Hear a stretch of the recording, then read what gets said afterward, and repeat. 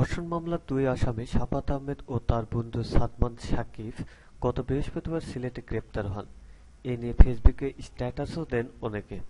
অনেকে লেখেন, পুলিশ চাইলে পারে না এমন কোনো কাজ নেই। বনানীতে বিশ্ববিদ্যালয়ের দুই ছাত্রীর ধর্ষণের শিকার হওয়ার ঘটনাটি ধামাচাপা দিতে চেয়েছিলেন প্রভাবশালী আসামিরা। এই পরিস্থিতিতে ফেসবুক ব্যবহারকারীরা সোচ্চার হন। মূলধারার গণমাধ্যমেও নিয়মিত খবর আসতে থাকে। চাপে পড়ে পুলিশ। দুই আসামি গ্রেপ্তারও হন।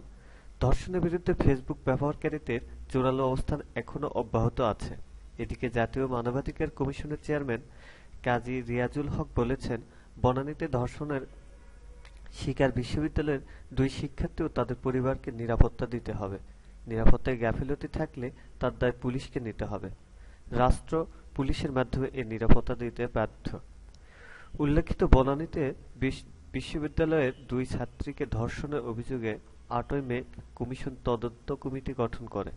ঘটনার গুরুত্ব বিবেচনায় স্বতঃপ্রণোদিত হয়ে কমিশন এ অভিযোগ আমলে নেয়।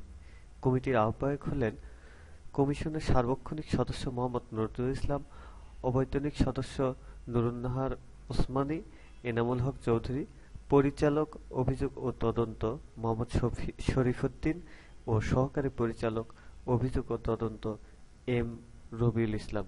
এতে যোগ হয়েছেন কমিশনের সদস্য আক্তার হোসেন ও মেঘনা গুহঠাকুরতা।